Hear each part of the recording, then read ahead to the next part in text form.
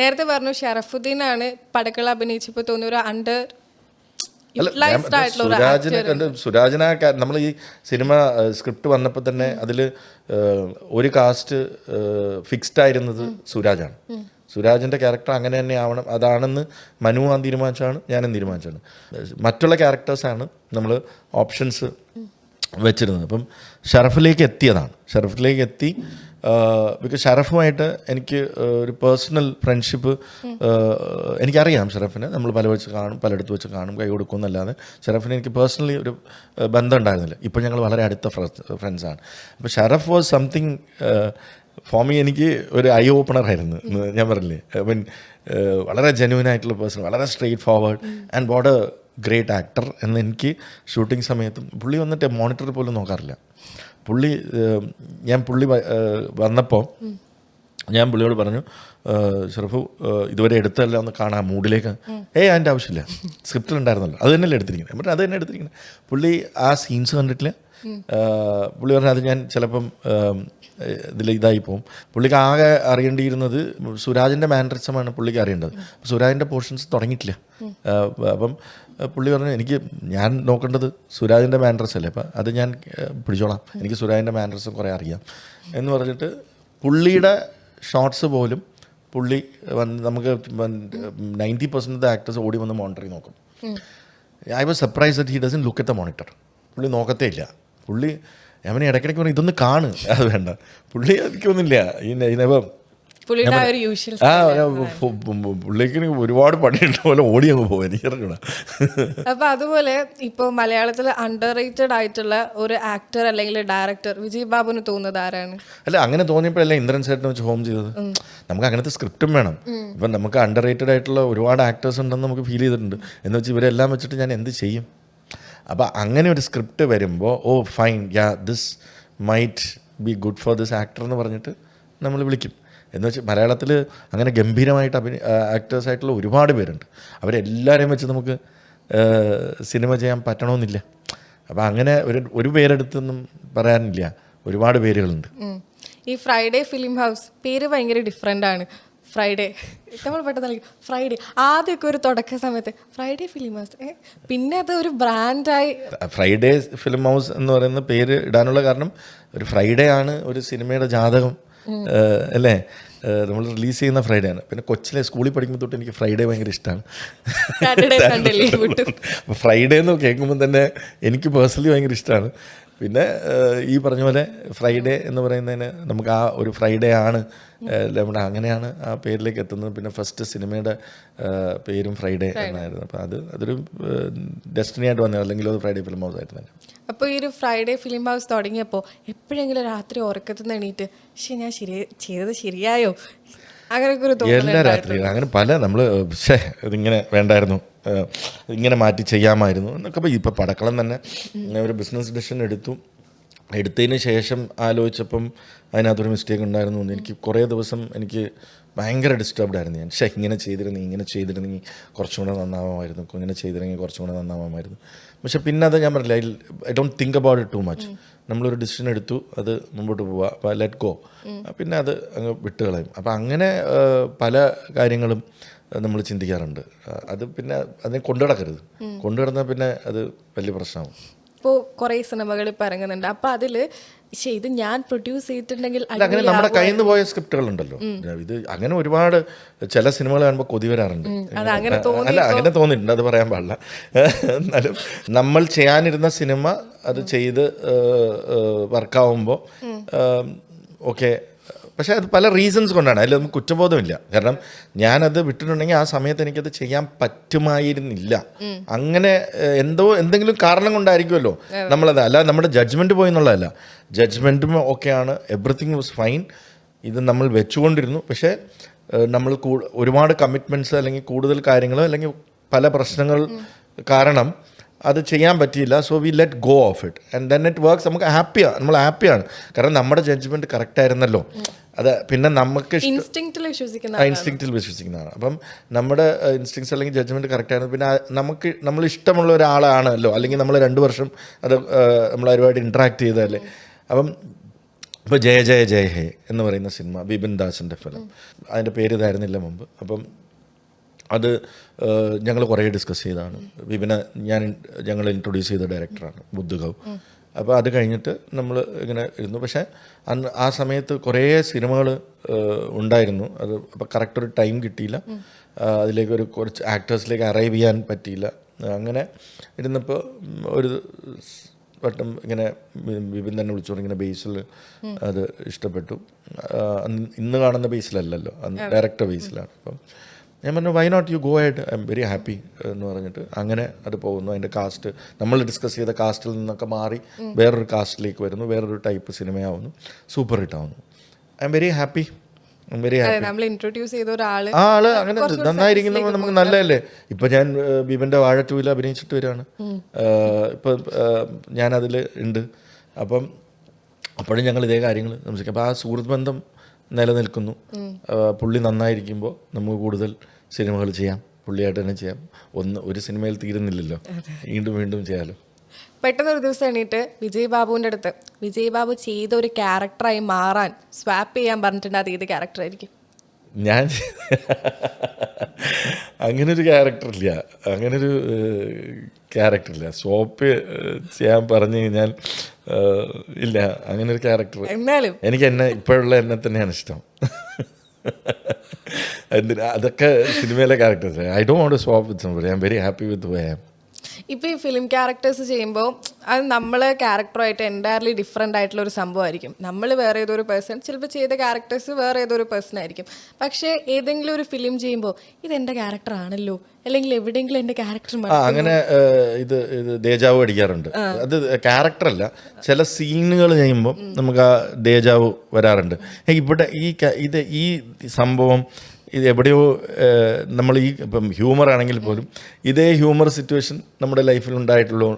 ഇതേ സാധനം നമ്മുടെ ഇപ്പം നീന ചെയ്യുമ്പോൾ തന്നെ ആ ഫസ്റ്റ് ഹാഫിൽ ഇപ്പോൾ ഓഫീസ് മീറ്റിംഗ്, ഞാൻ എടുക്കുന്ന ടൈപ്പ് ഓഫ് ഓഫീസ് മീറ്റിംഗ് ആണത്. ഞാൻ അങ്ങനെയാണ് ഇരിക്കാറ്. ഞാൻ ടേബിളിൽ ചാരിയിരിക്കും. ഞാൻ സാറിനോട് ചോദിക്കും ഞാൻ ഇങ്ങനെ ഇരുന്നോട്ടെ, കാരണം അത് നമുക്ക് അതൊരു ദേജാവു ആണ്. കാരണം ഞാൻ ഒരുപാട് എൻ്റെ ടീം മീറ്റിങ്സ് അതേപോലെ വിനയ് പണിക്കർ ചെയ്ത പോലെ ചെയ്തിട്ടുള്ളതാണ്. അവിടെ നമ്മൾ ഇങ്ങനെയായിരിക്കണം നമ്മുടെ ടാർഗറ്റ്, ഇങ്ങനെയായിരിക്കണം നമ്മൾ ചെയ്യേണ്ടത്, ഇങ്ങനെയാണ്. അപ്പോൾ അതൊക്കെ നമുക്ക് ഒരുപാട് കണക്ട് ചെയ്യും, ചില ഏരിയാസ് നമുക്ക് കണക്ട് ചെയ്യും. അപ്പം അങ്ങനെയൊക്കെ പല ക്യാരക്ടേഴ്സ്, ഐ ലവ് ഹ്യൂമർ. അപ്പം പല ഹ്യൂമറുകളും നമ്മുടെ ലൈഫിൽ സംഭവിച്ചുള്ള പല ഹ്യൂമറുകളും സിനിമയിൽ വന്നിട്ടുണ്ട്, അല്ലെങ്കിൽ നമ്മൾ കണ്ടിട്ടുള്ളത്. അങ്ങനെ ചെറിയ ചെറിയ കാര്യങ്ങൾ, അപ്പം അതൊക്കെ പിന്നെയും കാണുമ്പോൾ നമ്മൾ ആ ഇൻസിഡൻറ്റുമായിട്ട് കണക്ട് ചെയ്യും. അങ്ങനെയൊക്കെ ഒരുപാട് സംഭവങ്ങളുണ്ട്. പിന്നെ ഞാൻ ആസ് എൻ ആക്ടർ നമ്മൾ ഒരുപാട് പ്രശ്നങ്ങളുടെ അല്ല, ഞാൻ പ്രിപ്പയർ ചെയ്യാൻ പറ്റാറില്ല. ഇപ്പം ഞാൻ പല ആക്ടേഴ്സ് കണ്ടിട്ടുണ്ട്, അവർ പ്രിപ്പയർ ചെയ്യും, അതിലേക്ക് മാറി അങ്ങനെയൊക്കെ വരും. എനിക്കാണെങ്കിൽ അങ്ങനെ ഒരു സംഭവമില്ല. കാരണം നമ്മളെ സംബന്ധിച്ചിടത്തോളം ഇപ്പോൾ ഒരു ഷോട്ട് എടുത്തു, ഇപ്പോൾ ഞാൻ വാഴയിൽ അഭിനയിച്ചുകൊണ്ടിരിക്കുമ്പോൾ എടോ എന്നെ വിടും, നാളെ പടക്ക റിലീസാണ്, പടക്കളത്തിൻ്റെ തലേന്നും ഞാൻ അഭിനയിക്കും. എന്നിട്ട് ചോദിക്കും നാളെ ഉച്ച കഴിഞ്ഞിട്ട് വരാൻ പറ്റുമോ എന്ന് ചോദിക്കുന്നു. തലയിൽ മൊത്തം നാളെ എത്ര തിയേറ്ററുണ്ട്, ഇത് എങ്ങനെയാണ് ക്യൂബിൻ്റെ പൈസ അടയ്ക്കണം, അത് ഇതെന്ന് പറഞ്ഞിട്ട് അതിൻ്റെ ഇടയ്ക്ക് ആടിൻ്റെ ഷൂട്ടിൻ്റെ സെറ്റ് വർക്ക് നടക്കുന്നു. ഇത്രയും കാര്യങ്ങൾ. എൻ്റെ ഷൂട്ട് നടക്കുന്ന ലൊക്കേഷനിൽ എൻ്റെ ഒരു ടീം അവിടെ ഇരിക്കുന്നു, അതായത് പടക്കളം ടീം, അപ്പുറത്ത് ആടിൻ്റെ ടീം, ഇപ്പുറത്ത് എൻ്റെ സീൻ. അപ്പോൾ എന്നെ സംബന്ധിച്ചുള്ള പ്രിപ്പറേഷൻ എന്ന് പറയുന്ന ഒരു സാധനം എങ്ങനെ ബാലൻസ് ചെയ്യുന്നത്? അപ്പം നമ്മൾ ആ ഒരു മിനിറ്റിൽ കണ്ണടച്ചിട്ട് ഞാൻ ഇന്നൊരു സിറ്റുവേഷനിലാണെന്ന് പറഞ്ഞിട്ട് അങ്ങോട്ട് കയറുന്നു. പ്രിപ്പറേഷൻ ഇല്ല. എങ്ങനെ മാനേജ് ചെയ്തു എന്ന് എനിക്കറിയത്തില്ല. അതായത് 8-ാം തീയതി പടക്കളം റിലീസ്, ഞാൻ അതിന് മുമ്പ് 15 ദിവസമായിട്ട് വാഴ 2 അഭിനയിക്കുന്നു, അതിൻ്റെ തലേന്നും അഭിനയിക്കുന്നു, അതിൻ്റെ ശേഷം അഭിനയിക്കുന്നു. അതിങ്ങനെ കൃത്യം ഒരാഴ്ച കഴിയുമ്പം നമ്മുടെ ഇത്രയും വലിയ ബിഗ് ബഡ്ജറ്റ് സിനിമയുടെ ഷൂട്ട് തുടങ്ങുകയാണ്. അപ്പോൾ അതിന് 1.5 മാസം 2 മാസം മുമ്പേ സെറ്റ് കൺസ്ട്രക്ഷനും കാര്യങ്ങളും ഒക്കെ, ഇപ്പോൾ pre production at its peak. അപ്പോൾ അതിൻ്റെ ഒരു പൂജ നടത്തണം, ഇതിൻ്റെ പരിപാടി നടക്കുന്നു, അതിൽ അഭിനയിച്ചുകൊണ്ടിരിക്കുന്നു. ഇതെങ്ങനെ മാനേജ് ചെയ്തു എന്ന് പറഞ്ഞാൽ it was tough for me. But ഇപ്പോൾ ആലോചിക്കുമ്പോൾ നല്ല രസമുണ്ട്. ലൈക്ക് നമ്മളിപ്പോൾ ഒന്ന് തണുത്തു, ലൈക്ക് ഇപ്പം ഒരു വെൽക്കം ബ്രേക്ക് എന്ന് ഞാൻ പറഞ്ഞില്ലേ, പടക്കളം സെറ്റിലായി, വാഴ ഷൂട്ട് കഴിഞ്ഞു, ആടിൻ്റെ ഫുട്ടേജ് ആ ഒരു പ്രോസസ്സ് എൻജോയ് ചെയ്യുന്ന ഒരാളാണല്ലേ ഭയങ്കര. ചിലപ്പോൾ നമ്മുടെ കയ്യിൽ നിന്ന് പോയോ ഇത് നടക്കണില്ല എന്ന് തോന്നും, പക്ഷേ ആ പ്രോസസ്സ് എൻജോയ് ചെയ്യും. അതാ പറഞ്ഞു, ഇപ്പം ആലോചിക്കുമ്പം നല്ല രസമായിരുന്നല്ലോ ഒന്നും കൂടെ അതിലൂടെ. നമ്മൾ ഈ തീം പാർക്കിലൊക്കെ പോകുമ്പോൾ മറ്റേ റൈഡിൽ കയറി അതിൻ്റെ മേളിൽ കയറുമ്പോൾ നമ്മൾ കൂലേ, പക്ഷെ തിരിച്ചിറങ്ങി വന്നിട്ട് നമ്മൾ നോക്കുമ്പോൾ നല്ല രസം ഉണ്ടായിരുന്നല്ലോ. അത് ആ പ്രോസസ്സ് എൻജോയ് ചെയ്യുന്നതിൻ്റെ ഭാഗമായിട്ടുള്ള. ഒരുപാട് ട്രാവൽ ചെയ്യുന്ന ആളാണല്ലേ? സമയം കിട്ടാറില്ല, എനിക്ക് ഭയങ്കര ഇഷ്ടമാണ് ട്രാവൽ ചെയ്യാൻ. പക്ഷേ ഏറ്റവും കൂടുതൽ പോകണം എന്ന് ആഗ്രഹിച്ചൊരു പ്ലേസ് അങ്ങനെ എന്തെങ്കിലും ഉണ്ടോ? അങ്ങനെ ആഗ്രഹിച്ചിട്ടുള്ള പല സ്ഥലത്തും പോയി. ലണ്ടൻ ഒക്കെ എനിക്ക് കുറേ കറങ്ങണം എന്നൊക്കെ ഉണ്ടായിരുന്നു. അപ്പോൾ അവിടെ കഴിഞ്ഞ വർഷമൊക്കെ പോയി കുറേ ദിവസം നിൽക്കാൻ പറ്റി, ഷൂട്ടുണ്ടായിരുന്നു. അപ്പോൾ അങ്ങനെ ഫ്രാൻസിൽ പോയി. അപ്പോൾ അതൊക്കെ എനിക്ക് എൻ്റെ ഫേവറേറ്റ് പ്ലേസാണ്. എനിക്ക് ആംസ്റ്റർഡാം പോകണമെന്ന് ആഗ്രഹമുണ്ട്, എൻ്റെ ഫേവറേറ്റ് ഡെസ്റ്റിനേഷൻസിൽ ഒന്നാണ്. ലാസ്റ്റ് ടൈം ജർമ്മനിയിൽ പോയപ്പോൾ ആംസ്റ്റർഡാം പോകാനായിട്ടുള്ള ഇത് കിട്ടി, പക്ഷേ ജർമ്മൻ വിസ കിട്ടിയ നമ്പർ ഓഫ് ഡേയ്സ് കുറവായിരുന്നു. അപ്പോൾ പോയാൽ ഉടനെ തിരിച്ചു വരണം. അപ്പോൾ ഞാൻ പിന്നെ അത്ര ഷോർട്ട് വിസിറ്റിൽ ഞാൻ പോണില്ല, ഒന്ന് എക്സ്റ്റെൻഡ് ചെയ്ത് പോകും. അപ്പോൾ ഇനി അടുത്ത ഹോളിഡേയിൽ മോണ വിസിറ്റ് ആംസ്റ്റർഡാം. ഇപ്പോൾ വിജയ് ബാബുവിനെ ഫോണിൽ വിളിക്കുകയാണെങ്കിൽ ഏതെങ്കിലും ഒരു ഡയലോഗ്, ഫിലിമിലെ ഡയലോഗ് കോളർ ട്യൂണായിട്ട് നമുക്ക് സെറ്റ് ചെയ്യാൻ പറ്റുമെങ്കിൽ ഏത് ഡയലോഗ് ആയിരിക്കും ചൂസ് ചെയ്യുക? ഡയലോഗല്ല, ഞാൻ ഷർബത് ഷമീറിൻ്റെ പാട്ടേ ഇടുള്ളൂ. അതാണ് എനിക്ക് ആ ക്യാരക്ടർ ഒരിക്കലും ഞാനല്ല. ഇപ്പം സൂര്യ ഞാനുമായിട്ട് സംസാരിക്കുന്നുണ്ട്, ഞാനേ അല്ല ആ ക്യാരക്ടർ. അപ്പോൾ എനിക്കത് പുൾ ഓഫ് ചെയ്യാൻ പറ്റുമെന്ന് ഭയങ്കര ഡൗട്ടുണ്ടായിരുന്നു. ചെറിയ പിള്ളേരടക്കം ഭയങ്കരമായിട്ട് ഇമിറ്റേറ്റ് ചെയ്യുന്ന ഒരു ക്യാരക്ടറാണ് സർബത് ഷമീർ. അത് ഇച്ചിരി ലൗഡാണല്ലോ, ഒരുപാട് കടകൾക്കൊക്കെ പിന്നീട് പേര് വന്നു സർബത് ഷമീർ. അതെ, ഞാൻ അത്ര ലൗഡായിട്ടുള്ള ഒരു പേഴ്സൺ അല്ല. ഇപ്പം നമ്മൾ വളരെ സീരിയസ് ആയിട്ട് സംസാരിക്കണം. അപ്പം അപ്പോൾ ആ ക്യാരക്ടറിനെ എനിക്ക് പുൾ ഓഫ് ചെയ്യാൻ പറ്റുമോ എന്ന്. പക്ഷേ എനിക്കത് ചെയ്ത് കഴിഞ്ഞിട്ടും പേടിയായിരുന്നു. എനിക്ക് പേടിയായിരുന്നു. ഞാൻ ആ ക്യാരക്ടർ അഭിനയിക്കുന്ന തൊട്ട് മുമ്പാണ് ഡബിൾ ബാരൽ എന്ന് പറഞ്ഞ സിനിമയിൽ ബില്ലി എന്ന് പറഞ്ഞൊരു കഥാപാത്രം ചെയ്തു. അപ്പോൾ അത് ഡബിൾ ബാരൽ വേറൊരു കൈൻഡ് ഓഫ് ഫിലിം ആയിരുന്നു. അതെ, അപ്പോൾ അതിൽ ബില്ലി എന്ന് പറഞ്ഞിട്ട് ഭയങ്കര ലൗഡായിട്ടുള്ളൊരു കഥാപാത്രം ചെയ്തത്. അത് കഴിഞ്ഞിട്ടാണ് ആടിലേക്ക് വരുന്നത്, അവിടെ നിന്നാണ് വരുന്നത്. അപ്പോൾ ആ ഷർബത് ഷമീർ, അപ്പോൾ ആ ഡബിൾ ബാരലിലെ ക്യാരക്ടർ ഓർമ്മയുണ്ടെങ്കിൽ ഇങ്ങനെ ഒരു വെള്ള മുടിയൊക്കെ വെച്ചിട്ട് ഇങ്ങനെ ബില്ലിപ്പൂച്ച, അപ്പോൾ അങ്ങനത്തെ ഒരു പരിപാടിയാണ്. അപ്പം ഈ ഫ്രണ്ട് പാർട്ട് എടുത്തു കളഞ്ഞിട്ട് ആണ് വിഗ് ഒട്ടിച്ചിരുന്നത്. അപ്പോൾ ഈ ഫ്രണ്ടിൽ മുടിയില്ലാതെയാണ് ഞാൻ ആടിലേക്ക് വന്നത്. അപ്പം എന്നെ ഇങ്ങനെ ഇത് അങ്ങനെയാണ് ആ ഒരു പാച്ച് വെക്കുന്നത്. ആ സൽമാൻ ഖാൻ്റെ ഒരു പാച്ച് വെച്ചിട്ടാണ് ആ സാധനം അഭിനയിച്ചത്. പക്ഷേ ആ സാധനവും അതിനകത്ത് വർക്കായി. അപ്പോൾ അതെനിക്ക് പുൾ ഓഫ് ചെയ്യാൻ പറ്റുമെന്ന് നല്ല ഡൗട്ടുണ്ടായിരുന്നു. പിന്നെ സ്ക്രീനിൽ കണ്ടപ്പോഴും എനിക്ക് പേടി. പക്ഷെ പതുക്കെ നമ്മളല്ലല്ലോ. അപ്പോൾ അങ്ങനെ പിന്നെ അത് ആളുകൾക്ക് ഇഷ്ടപ്പെട്ടു എന്നറിഞ്ഞപ്പോൾ ഇപ്പം അത് എനിക്ക് അത് എൻജോയ് ചെയ്യുന്നുണ്ട്. ഇപ്പം എനിക്ക് ആ ക്യാരക്ടർ കോമഡി ചെയ്യാൻ താല്പര്യമുണ്ടെന്ന് കോമഡിയാണ് ഇഷ്ടം. പക്ഷെ ഞാൻ പറഞ്ഞു ഇത്രയും ലൗഡായിട്ടുള്ള ക്യാരക്ടർ ചെയ്യുമ്പോൾ അതിനകത്ത് പാടാൻ ഭയങ്കര ഒരു എസ്റ്റാബ്ലിഷ് വലിയ ആക്ടേഴ്സിനൊക്കെ ചെയ്യാൻ ഭയങ്കര എളുപ്പമായിരിക്കും. പക്ഷേ നമ്മളെ സംബന്ധിച്ചിടത്തോളം പാടാൻ ഭയങ്കര എളുപ്പമാണ്, അങ്ങോട്ടും ഇങ്ങോട്ടും പോവാം. പിന്നെ അതിൻ്റെ കൂടെ നമ്മൾ ഈ പ്രോബ്ലം എന്ന് പറഞ്ഞാൽ നമ്മളവിടെ പല പ്രശ്നങ്ങൾ ഹാൻഡിൽ ചെയ്തുകൊണ്ട് നിൽക്കുകയാണ് ആസ് എ പ്രൊഡ്യൂസർ അല്ലേ. അപ്പോൾ അതിൻ്റെ ഇടയ്ക്കൂടെ പെട്ടെന്നായിരിക്കും പോയിട്ടിരുന്നത്. അപ്പം നമ്മൾ ചിലപ്പോൾ അത് പ്രിപ്പയർ ചെയ്തെന്ന് വരില്ല, അതുകൊണ്ട് പെട്ടെന്ന് പോയി അത് ചെയ്യുന്നു വരുന്നു. പിന്നെ അത് ഓക്കെ വർക്കായി എന്ന് പറയുമ്പോൾ ഒരു സന്തോഷം. ഈ വിജയ് ബാബു എന്ന് പറയുന്ന ഒരു വ്യക്തി, നമ്മൾ എപ്പോഴും ഒരു ജേണി വിട്ട് അവസാനിക്കുമ്പോൾ ഒരു ലെഗസി എന്ന് പറയുന്നൊരു സാധനം അവിടെ വെക്കുന്നുണ്ടല്ലോ. അങ്ങനെ ഇപ്പം അതൊരു ഹെഡ്ലൈൻ മാറ്റർ ആവണമെന്നില്ല, പക്ഷെ അങ്ങനെ വിജയ് ബാബു ഇപ്പം ഞാനൊരു സിനിമ പ്രൊഡ്യൂസറും ആക്ടറുമാണ് അല്ലേ. നാളെ ചിലപ്പം എനിക്കത് ബോറടിച്ചാൽ ഞാൻ ചിലപ്പോൾ വേറെ എന്തെങ്കിലും ചെയ്തേക്കാം.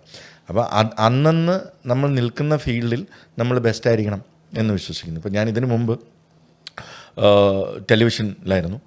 ടെലിവിഷനിൽ ഞാൻ എൻ്റേതായ ഒരുപാട് കാര്യങ്ങൾ നമ്മൾ ചെയ്തിട്ടുണ്ട്. അതായത് ആരും ചെയ്യാൻ പറ്റാതിരുന്ന ആ ഏജിൽ അല്ലെങ്കിൽ ആർക്കും ചെയ്യാൻ പറ്റാതിരുന്ന പൊസിഷനുകളിൽ നമ്മൾ എത്തിയിട്ടുണ്ട്. At the shortest time I have done things which എൻ്റെ ഏജിലുള്ള അല്ലെങ്കിൽ എൻ്റെ ആർക്കും എത്തിപ്പെടാൻ പറ്റാത്ത അത്രയും കാര്യങ്ങൾ നമ്മൾ ആ സമയത്ത് ചെയ്തിരുന്നു എന്ന് വിശ്വസിക്കുന്നു. അത് കഴിഞ്ഞിട്ടാണ് ഇവിടെ വരുന്നത്.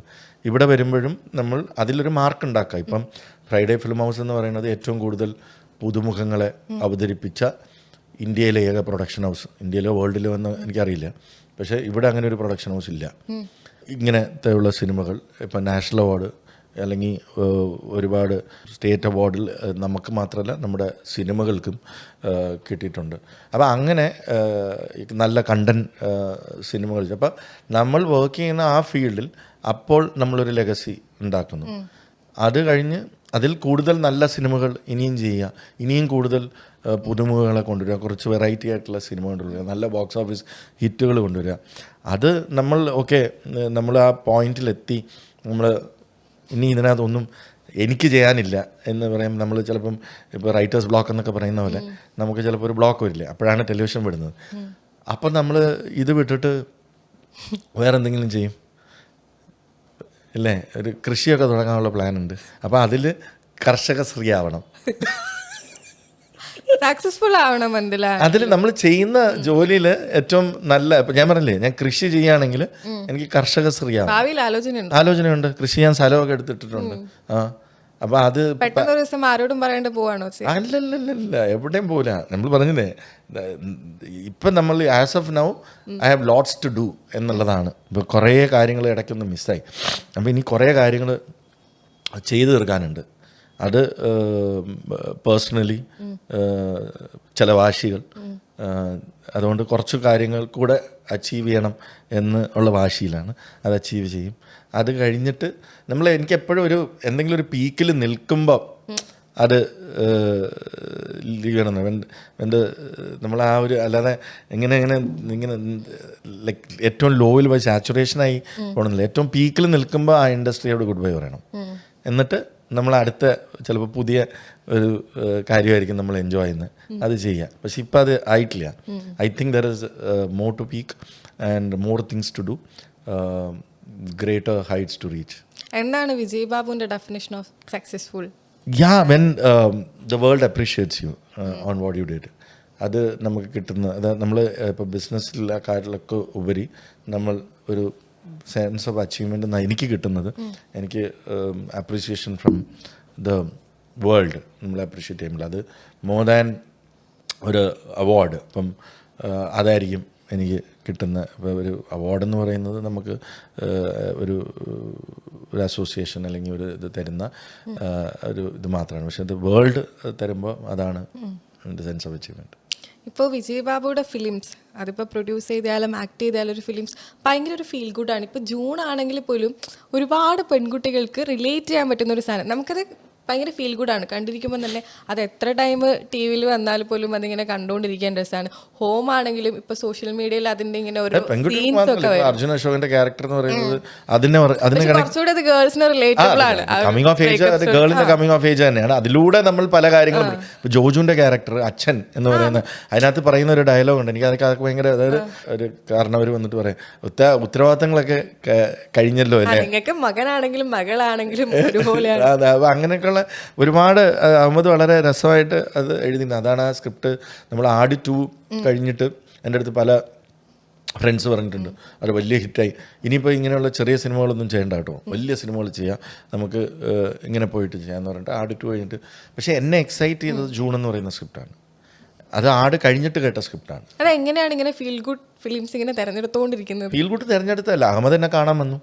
അഹമ്മദ് എന്നെ കാണാൻ വന്നിട്ട് 16 പ്രൊഡ്യൂസേഴ്സിൻ്റെ അടുത്ത് പോയി. ഇത് സാർ 17ാമത്തെയാണ്, അപ്പം ഞാൻ എൻ്റെ ഒരു കഥയാണ് എന്ന് പറഞ്ഞിട്ട് ഞാൻ കേട്ടു. അന്ന് തന്നെ ഞാൻ അമ്മൊരു അഡ്വാൻസ് കൊടുത്തു. കാരണം എന്നെ അത് എക്സൈറ്റ് ചെയ്യിച്ചു. എന്നെ രജിഷ വിജയനാണ് വിളിച്ചിട്ട്, ചേട്ടാ ഞാനൊരു കഥ കേട്ടു, ഇതൊന്ന് ഞാൻ തന്നെയാണ് നായിക എന്ന് പറഞ്ഞാൽ മാറ്റി പറയരുത് എന്ന് പറഞ്ഞിട്ട് എനിക്ക് കൊടുത്തു വിട്ടത്. ഭയങ്കര സൂപ്പറായിട്ടാണ് രജിഷ വിജയൻ അതിൽ അഭിനയിച്ചിട്ട്. അതെ, അപ്പോൾ പുള്ളിക്കാരിക്ക് അത് കണക്റ്റായി. അത് കഴിഞ്ഞ് പുള്ളിക്കാരി എക്സൈറ്റഡ് ആയി. അപ്പം എനിക്ക് രജിഷന് മുമ്പേ അറിയാം. അപ്പം സെൻസിബിളാണ്. അപ്പം കൊടുത്തു വിടാൻ പറഞ്ഞു. ഞാൻ കേട്ടു. എനിക്ക് അപ്പം തന്നെ വർക്കായി. ഞാനത് അപ്പം തന്നെ അതിന് അഡ്വാൻസ് കൊടുത്തു. ആട് 1 നമ്മൾ നേരത്തെ പറഞ്ഞ പോലെ പേഴ്സണലി ഹിറ്റായിരുന്നു. പക്ഷേ ഒരു റെസ്പോൺസ് വെച്ചിട്ട് ചെറിയൊരു ഫ്ലോപ്പ് ആയിരുന്നു. പക്ഷെ ആട് 2 1 ഹിറ്റായി. ഇനി ആട് 3 പ്രേക്ഷകർ എന്താണ് പ്രതീക്ഷ വെക്കുന്നത്? ഫാൻറ്റസി എന്ന് മാത്രമേ ഇപ്പോൾ പറയുള്ളൂ, കൂടുതലൊന്നും ഇപ്പോൾ പറയുന്നില്ല. Let the movie speak by itself എന്നാണ് പറയുന്നത്. ഇപ്പോൾ പടക്കളത്തിലാണ് നിൽക്കുന്നത്. എനിക്ക് പടക്കളം എന്ന് പറഞ്ഞ സിനിമയിൽ ഓരോ ക്യാരക്ടേഴ്സ് ചെയ്തവർ. അപ്പം അത് ഒരു സെൽഫ് സാറ്റിസ്ഫാക്ഷൻ തന്ന സിനിമയാണ്.